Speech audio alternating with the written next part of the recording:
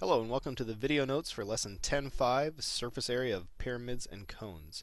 Today's objective will be to learn and apply the formula for the surface area of a pyramid and learn and apply the formula for surface area of cones. So to begin this lesson, let's go ahead and start by doing the warm-up. I'm going to display answers here very shortly, so make sure you pause the video so you have enough time to complete these. But you're just finding the missing side length using your Pythagorean theorem. Okay, you'll either be given two legs or a leg in the hypotenuse. Again, pause the video so you have time to complete these. When you are ready, continue by clicking play. Alright, here are the answers we should have gotten.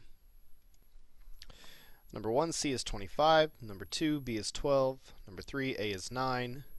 Number 4, C works out to be 5 root 2, or about 7.07. Number 5, B is 4 root 3, or about 6.93. So let's take a look at lesson 10.5. We need to first take a look at pyramids and the different parts of the pyramid we'll be discussing. The point that is opposite the base of the pyramid is called the vertex. Okay? The base of a regular pyramid is a regular polygon, and the lateral faces are these congruent isosceles triangles. That's if it's a regular pyramid. And then we have what's called the slant height of a regular pyramid. That is the distance from the vertex to the midpoint of the edge of a base.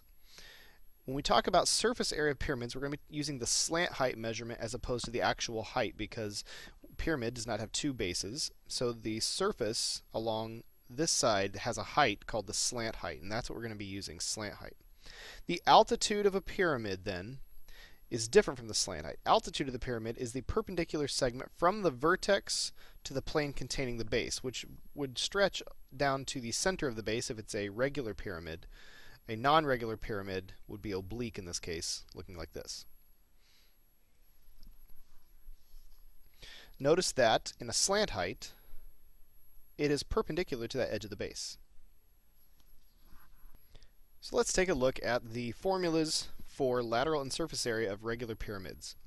The lateral area of a regular pyramid, again, it has to be regular, the base shape needs to be a regular polygon, with a perimeter of the base P, and a slant height given as this script letter L, is lateral area equals 1/2 perimeter times slant height. Not just perimeter times slant height as in prisms, but half of that. Okay? And the surface area then just takes that lateral area and adds base area just once. There's only one base of a regular pyramid. There's not two as in prisms. So we have these formulas that are going to be extremely useful in talking about lateral area and surface area. Lateral area formula is given like that, and surface area just takes that and adds a base area, or we can write it out in long form like this. It's very important that you remember these. We'll be coming back to those in the next examples.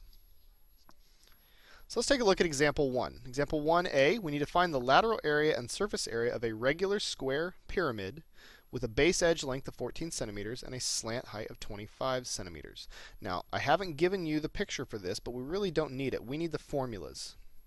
Lateral area is 1/2 perimeter times slant height. Okay, L is the slant height, and they give that to you as 25 centimeters.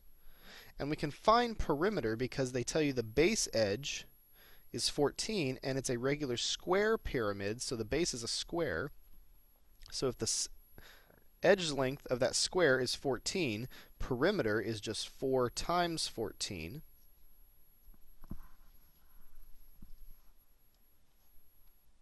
Which is 56.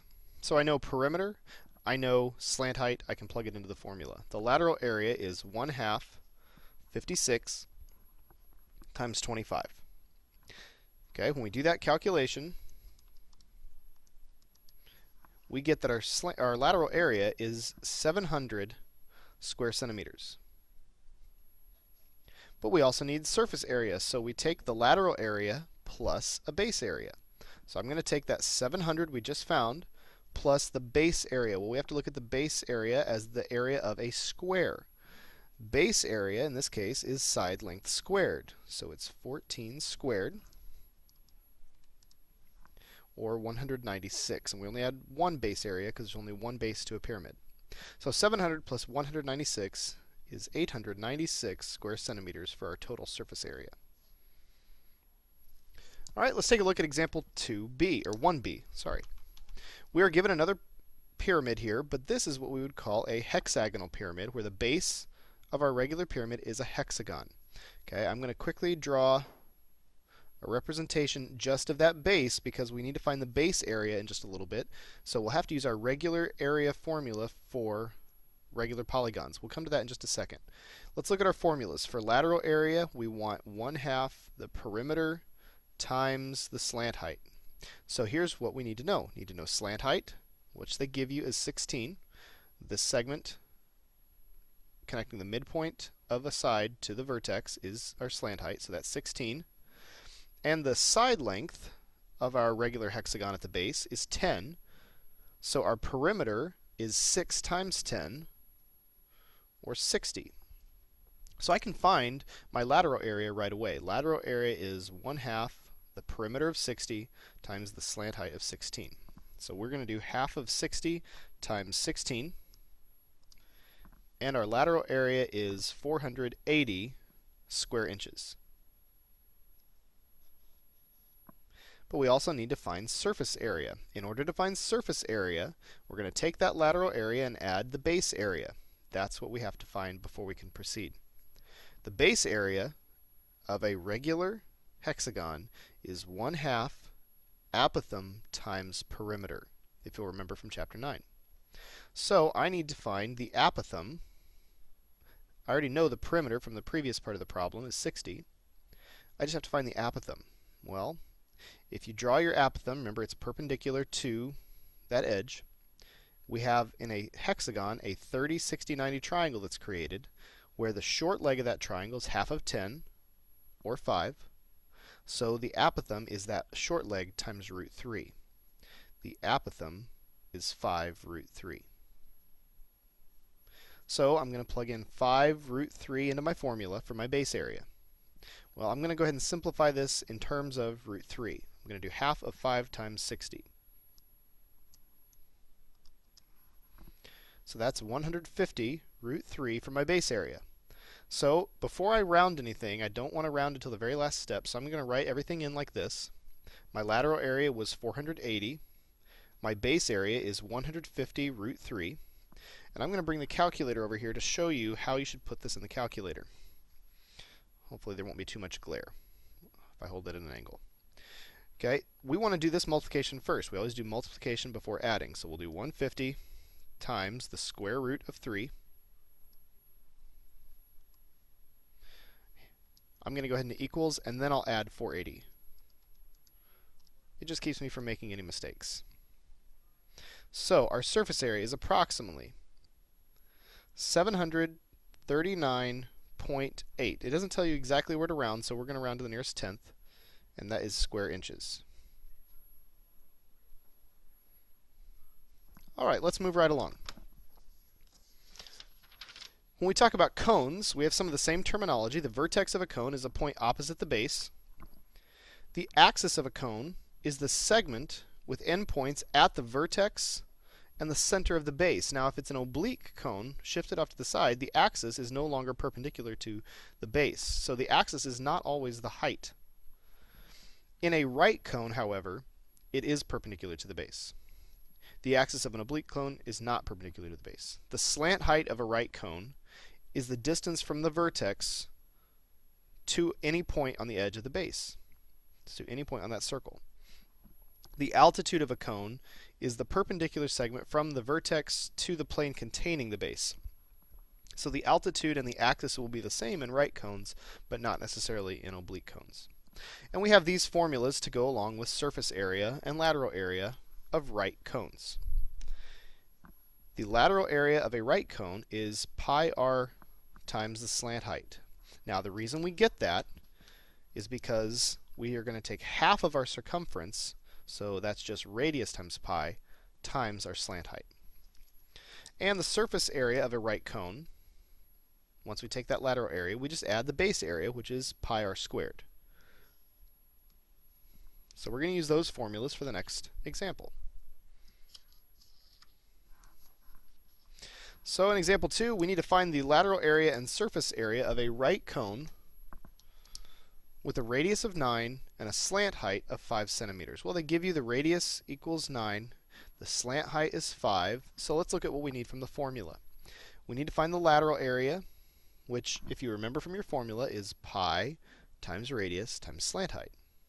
So I have enough information to find lateral area. Surface area takes that lateral area and adds the area of the base. The base of a cone is a circle, so we're just adding pi r squared. So I also have enough information to do surface area. Why don't you take a few minutes, plug in these values, and see what you get for the lateral area and surface area in terms of pi for both. Alright, we should get the following results. Pause the video now if you need any more time. We should get 45 pi for our lateral area and 126 pi for our surface area. Because our radius is 9, so 9 squared is 81. When I combine these like terms, 45 plus 81 is 126. And we're not told to round, so it's okay to leave it in terms of pi. Alright, I'm going to let you take some time to figure out number 2b. However, notice what they give you. They do not give you the slant height. They give you the altitude of the cone. You need to find the slant height first, but you notice, if I look at this cross section, the altitude and the radius form a right angle. The slant height is the hypotenuse of that right triangle. So we can use our Pythagorean theorem to find that slant height using a squared plus b squared equals c squared. Why don't you take some time, find slant height first, and then plug it in using these formulas to find the lateral area and surface area of that cone. Alright, these are the results we should get.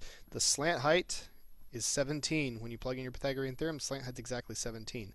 So lateral area is 8 times 17 pi, or 136 pi square inches. When we add that to pi r squared, 8 squared is 64, so we have 136 pi plus 64 pi, which is 200 pi square inches. Alright, we have one last example to look at, and that is exploring the effects of changing dimensions. Now, this is going to be very similar to what we just talked about at the end of lesson 10.4. The base edge length and slant height of a regular hexagonal pyramid are both divided by 5, or multiplied by 1/5, you could think of.